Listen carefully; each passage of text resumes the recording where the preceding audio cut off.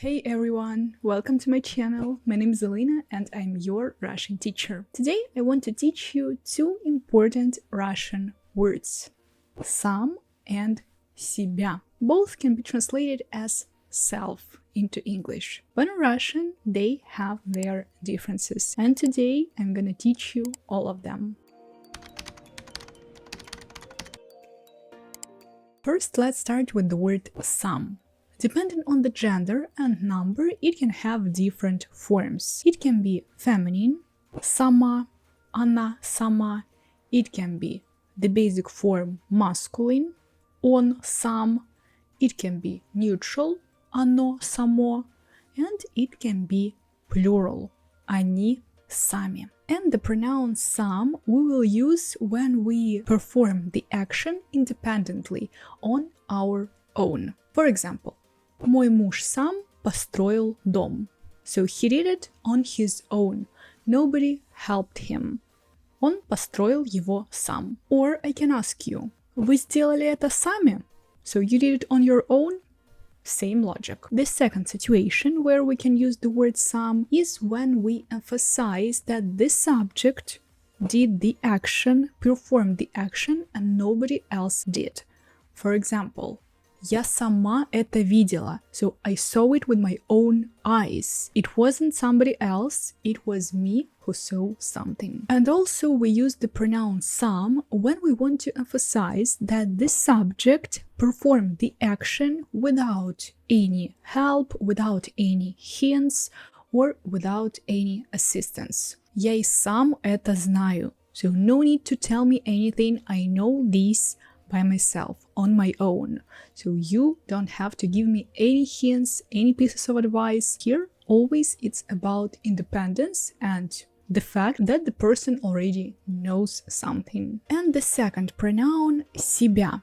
Себя, if we compare it to сам, cannot be changed by any genders or numbers. It's always себя. And себя we will use when we want to indicate that the action is not directed to anybody else, but it's directed to the subject itself.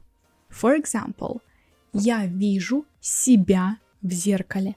I see myself in the mirror. You see here, the action is directed to me, because I'm the subject of the action. Or, она готовит завтрак для себя. Again, so she's doing it for herself, for her. She's preparing breakfast just for her. And that's why here we use для себя. You see, себя doesn't change. And there are some situations where we can combine both pronouns. Even though in English they are just the same, the translation is the same, here we can use them together. The last example, if we take about the breakfast, we can add the pronoun сама and we can have such sentence. Она сама готовит завтрак для себя. So what do we have here? We have here that she's preparing breakfast on her own without anybody's help, without anybody's assistance.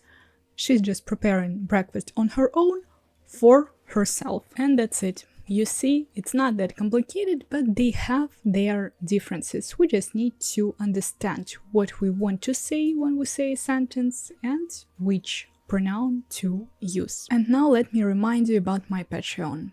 If you open my Patreon page, you will see 3 different tiers. And you can choose one that you want to subscribe to. By choosing the first tier, I want to start learning with you for €3 per month.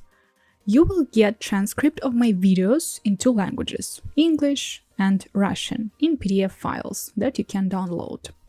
And also you will get audio of my YouTube videos that you also can download. The second tier, I want to practice more, for €5 per month, give you access to the Telegram chat with 2 Russian words every day, plus videos with their pronunciation and use.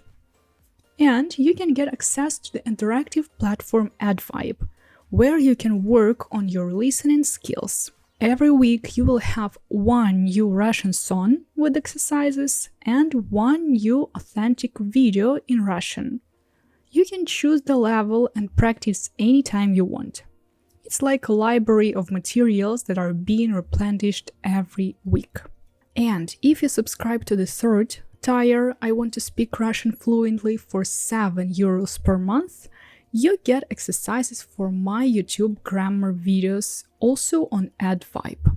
You will receive 2 types of exercises, with automatic check and speaking and writing exercises with my feedback right on the platform or on Telegram. And also, this tier will give you free access to my both Udemy courses. The first one, Aspects of Russian Verbs Made Easy, and the second course, Russian Cases Made Easy. My Patreon is a great opportunity if you want to study and work on Russian on your own, but with my constant help and support. Also, if you're already having some individual lessons with me or other teachers, it can be just an additional practice for you, because it's really complicated sometimes to find some videos in Russian with subtitles, plus practice for them like different kind of exercises. Here you have it all. Plus, as I said, every week this library will be replenished, so you will get more and more materials each month. You are free to try it and cancel your subscription anytime you want. After canceling your subscription, you still get access to the platform and to the channels and courses for 1 more month. And that's it. Thanks a lot. I hope you found it useful and now you can learn more from me and practice more with my help. Thank you very much for watching. Subscribe to my channel and learn Russian with me.